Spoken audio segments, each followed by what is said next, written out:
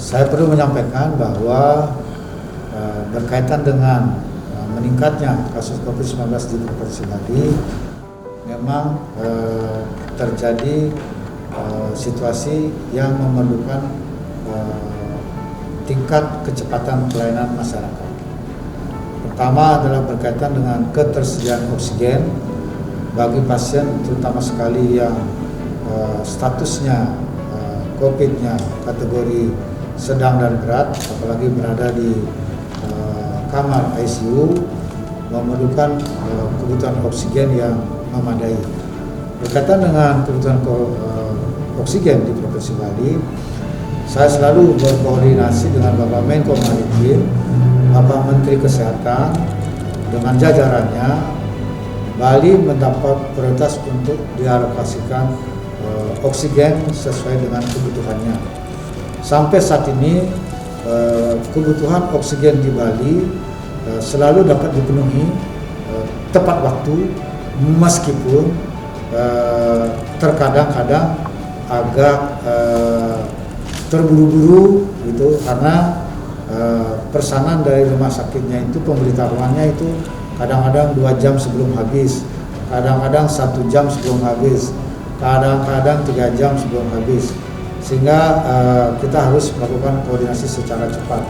Saya menangani langsung komunikasi ini karena memang oleh Bapak Menteri tanggung jawab dan kewenangan diberikan kepada Gubernur untuk melakukan pergeseran alokasi kebutuhan oksigen menurut prioritas kebutuhan di masing-masing kabupaten kota. Jadi Astungkare selama ini walaupun terbatas waktunya, kebutuhan untuk oksigen itu di semua rumah sakit itu dapat dipenuhi, sehingga tidak menimbulkan risiko bagi pasien yang dirawat di rumah sakit, terutama sekali yang di ICU. Jadi sejauh ini dalam konteks ketersediaan oksigen kita masih bisa jalankan, kita kelola dengan baik.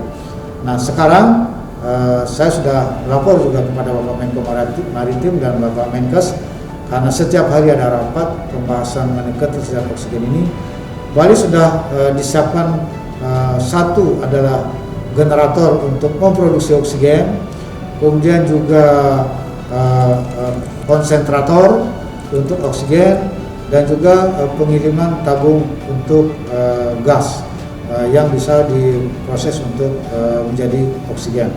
Nah, sehingga mulai hari ini itu sudah lebih lancar lagi ketersediaan oksigennya di semua kabupaten kota di Bali, dan saya sudah memonitor langsung dengan Bupati Wali Kota Sebali.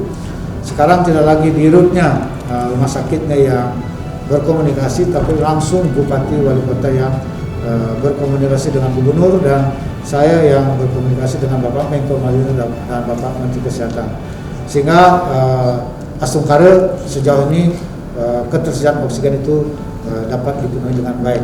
Dan bulan Agustus kita akan mendapat bantuan dari pihak luar, pihak ketiga yang akan memberikan bantuan dalam bentuk generator untuk memproduksi oksigen. Nah, sehingga kita di Bali itu akan bisa memenuhi sendiri kebutuhan oksigen, tidak perlu terlalu banyak tergantung dari luar. Kita memang belum memiliki generator untuk produksi oksigen, tapi kejadian ini memberikan pelajaran kepada kita. Ternyata kita harus memiliki sendiri untuk memproduksi, sehingga tidak tergantung saat-saat kritis dengan luar. Saya kira itu.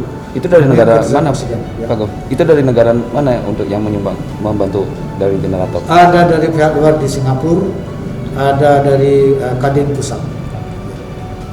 Kemudian Bapak Menko Maritim juga mencarikan alokasi khusus untuk Bali. Terkait ketersediaan bor sendiri, keterkaitan dengan tingkat hunian kamar atau bor untuk pasien biasa itu masih di angka 75%. Jadi artinya 25% itu masih tersedia. Untuk pasien yang dirawat di ICU itu tingkat huniannya atau bornya itu pada angka 70%. kemarin 60%, saya kira mungkin hari ini bisa naik 70%. Nah, kita sudah mengantisipasi mengenai kebutuhan tempat tidur, baik untuk pasien yang biasa maupun juga pasien yang memerlukan ruang ICU, dengan menambah kamar dan fasilitas yang diperlukan di beberapa rumah sakit yang memungkinkan kapasitasnya untuk dikembangkan, yaitu di Rumah Sakit Bali Mandara, Rumah Sakit Sanglah, Rumah Sakit Udayana, dan beberapa rumah sakit umum daerah. Kita sudah melakukan persiapan dan mitigasi untuk percepatan penambahan kamar. Jadi saya kira kalau ini masih bisa kita kelola mengenai ketersediaan tempat tidur.